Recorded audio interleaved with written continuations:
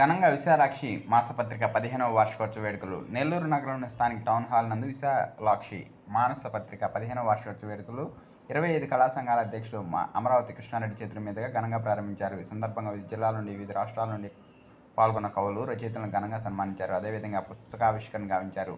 ఈ కార్యక్రమంలో doctor Jayaprada, Potturu Annapurna, MB Ramireddy, CL Subhadra Devi, Govindarajulu, Subhadra Devi, Lakshmi Raghava తదితరులు పాల్గొన్నారు. ఈ కార్యక్రమంలో పలువురు ఉపన్యసించారు. ఈ కార్యక్రమంలో 25 కళా సంఘాల కన్వీనర్లు హరిబాబు, హరినాథ్ రెడ్డి, భాస్కర్, నగరానికి చెందిన కవులు, కళాకారులు, రచయితలు అధిక సంఖ్యలో పాల్గొన్నారు.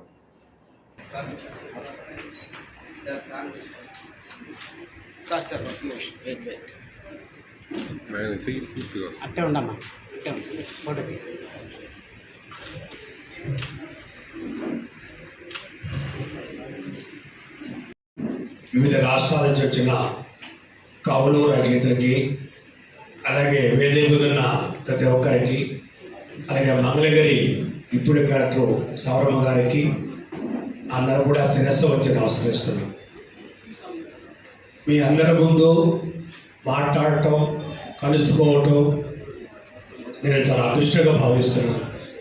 అంటే సమాజానికి ఒక సందేశం ఇచ్చి, సమాజంలో ఒక మార్పు తెచ్చి, ప్రతి కుటుంబంలో ఒక ప్రేమని పెంపొందించేదే మాసపత్రిక. చాలామంది చాలా ఖర్చు పెడుతున్నారు, కానీ సమాజానికి ఉపయోగపడే కొన్ని పనులు ఈతకొండ సుబ్బారావు చెప్పినట్టుగా ఏదైనా చేయాలంటే ఆర్థికంగా అవసరం. ఆర్థికంగా మనము వాళ్ళకి ఉపయోగపడితే ఇలాంటి పత్రికలు వచ్చిన తర్వాత మన సంస్కృతి, మన సాంప్రదాయాలు, మన కట్టు బొట్టు, యాస, మన ఉమ్మడి కుటుంబాలు, ప్రేమలు, అభిమానాలన్నీ కూడా ఈ పత్రికలోనే వస్తాయి. చిన్నప్పుడు నేను గ్రంథాలయానికి వెళ్ళేవాడు.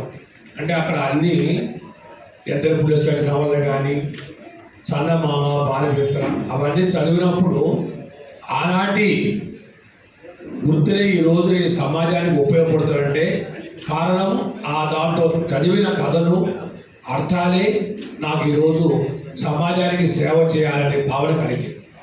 కాబట్టి మీరందరూ కూడా దేవుడికి ప్రతిరూపాలు. మీరు సమాజం మిమ్మల్ని గుర్తించలేదు తెలియదు, కానీ మీరు చేస్తున్న పని సమాజానికి ఎంతో ఉపయోగపడుతుంది. సమాజంలో ఈరోజు ఒక పెద్ద చిన్న గౌరవం ఉందంటే కేవలం పత్రికలు తీసిన అర్థాలు చదివే.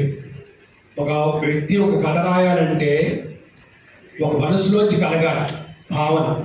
ఆ భావన కలిగి వచ్చేదే 10 మందికి ఉపయోగపడుతుంది. కోసూరు రత్నం గారు ఒక సాధారణ, కానీ అతని ఆశయము మనిషి పుట్టుక మరణం తప్పదు. అది 1 రోజు నుంచి 100 సంవత్సరాలు ఉండొచ్చు, కానీ మనిషి ఏదైనా సాధించాలి, 10 మందికి ఉపయోగపడాలనే ఉద్దేశంతో పట్టుదలగా తన దగ్గర లేకపోయినా కూడా ఒక విశాలాక్షి వృద్ధాశ్రమము 20 సంవత్సరాల నుంచి స్థాపించి 120 మందికి వృద్ధులు సేవ చేస్తారంటే అది సామాన్యుడు చేయడానికి కూడా వచ్చింది. తల్లిదండ్రులు చూడాలంటేనే చూడాలి. ఈ రోజుల్లో 120 మంది వృద్ధులు మీరు వెళ్ళలేదు ఆశ్రమానికి. అక్కడ ముస్లిం వాళ్ళు అంటారు, కానీ నాకు ఎవరు కనపడలేదు. ఒక్క ముడత కూడా ఉండదు ఎవరికి. అంటే కుర్రోళ్ళలాగా ఉంటారు ముస్లిం వాళ్ళు. ఎందుకంటే అతను సొంతంగా వండి, సొంతంగా ఏది తక్కువైనా అందుకు వస్తాడు. సరే దోశ పెరుగు కావాలంటాడు, ఎత్తుకుపోతాడు. ఓ బాణం కావాలి సార్, ఎత్తుకుపోతాడు. ఏది కూడా లోటు లేకుండా మన ఇంట్లో కంటే ఒక మంచి భోజనం పెట్టి వాళ్ళని జాగ్రత్తగా చూసుకునే ఏకైక సంస్థ రాష్ట్రంలో ఒక విశాలాక్షి వృద్ధాశ్రమం. దాన్ని మనం ఘనంగా చెప్పుకోవచ్చు. మనకెందుకులే అనుకోకుండా ఒక పుట్టుకకు అర్థం ఉండాలండి. మనిషి పుట్టగానే పేజీలని తెల్లగా ఉంటాయండి. వాటిలో రాసుకునేది మన జీవితాలు. సమాజానికి సేవ చేశామా, చెడ్డ చేశామా.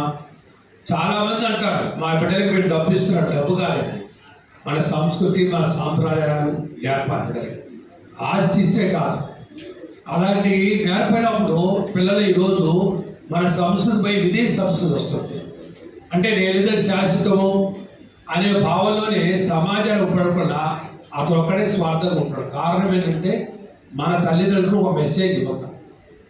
కాబట్టి మనము సమాజానికి తప్పకుండా ఉపయోగపడాలి.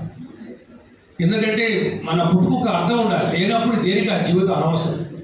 ఒక వెళ్ళాడా అంటే ఒక వ్యక్తి శ్మశానం కూడా ఏడవాలి, ఒక మంచి వ్యక్తి చనిపోయాడా అలాంటి జీవితం ఉండాలి మనిషికి. శత్రువు కళ్ళలో కూడా నీళ్లు ఉన్నాయి. అలా లేనప్పుడు చాలామంది చూస్తున్నారు. దేవుడు తప్పులేదండి, దేవుడికి ప్రతి ఒక్కరికి అవకాశం ఇస్తాడు. అవకాశం ఇబ్బందులు ఉండే ప్రతి దేవుడు తప్పకుండా ఇస్తాడు, కానీ మనిషి ఆ అవకాశాన్ని సద్వినియోగం చేసుకోడు. అది దేవుడు తప్పులేదు. చాలామంది డబ్బిస్తారు, డబ్బించాలని చెప్పేసి వాళ్ళు దాచిపెట్టుకొని ఏదో ఉడుకు కాదు ముని మనవడు దాచిపెడతారు. మరి మునిమనవుడు దాచిపెట్టినప్పుడు ఏమవుతుంది? వాళ్ళ సోదాలుగా పబ్బులకు చెడు మార్గాలకు పోతాం. అంటే బిడ్డ వరకు కానీ ఇస్తే బాగుంటుంది. మునిమనవులు కూడా ఆస్తి ఇచ్చి దాచిపెట్టే సమాజానికి ఉపయోగపడదు. ఎందుకు ఆ జీవితం చెప్పు? దేవుడు డబ్బిచ్చింది సమాజానికి ఉపయోగపడి కుటుంబానికి పాను సమాజానికి ఉపయోగపడమన్నాడు. కానీ మానవుడు ఏం చేస్తున్నాడు? దాచిపెట్టుకొని సమాజం ఉపయోగపడట్లేదు. అది తప్పండి. దేవుడు మనకి ఇచ్చిన డబ్బు మనకు పోవాలి సమాజానికి. కానీ అలాంటి సేవ చేయాలనే భావన ఎక్కడ లేదండి. ఇప్పుడు ఈత కూడా సుబ్బారావు ఉన్నారండి, ప్రపంచంలోనే అక్కడ విన్నా కూడా ఎవరు బాబు అంటే అమరావతికి ఇచ్చాడు కొడుకునే అంటే కూర్చోబాబు నాన్న బాబు కాపీ చదువుతా ఉంటా. అదే మన బిడ్డకి ఇచ్చే ఆస్తి. అది ₹1 అక్కడికి వెళ్ళినా కూడా ఫలాని వాడి బిడ్డరా అంటే గౌరవించే విధంగా మన బిడ్డకి ఇవ్వాలి. అంతకు మించే కానీ ఇంకేం లేదు జీవితం. కాబట్టి మనం ఉన్నతకాలంలో 10 మందికి సహాయం చేయటం. చాలామంది అంటారు మా కాడ డబ్బు లేదండి. డబ్బు కాదండి, మనసు కావాలి. మేము కరోనా టైంలో మేము అన్నాలని పంచుతుంటే లాస్ట్లోకి వచ్చేలకే ఒక ఇంటికి ఇలాపోయాం. ఈ పక్కింటి ఆయన అందులో సొగం తీసి ఆ ఇంటికి ఇస్తున్నాడు. చూసారా దానం అంటే? చూసారా మనసు. తనకు వచ్చిన అన్నంలో సగం ఆయనకి లేదు కానీ ఆ పక్కకి ఇచ్చేదే మనసు. ఆ మనసు కావాలి కానీ డబ్బు కాదండి. ప్రాధాన్యత దేవుడు అన్నీ చూసుకుంటాడు. ఎక్కడ పుట్టాలి, ఎక్కడ తినాలి, ఏం తినాలి. మీరు వివిధ రాష్ట్రాల నుంచి వచ్చారు, వివిధ జిల్లాల నుంచి. అయితే ఈరోజు మీకు ఇక్కడ అవకాశం మాట్లాడాలి, కనిపించాలి, ఈ నెల్లూరులో భోజనం చేయాలి అంటే అదంతా దేవుడు రాసింది.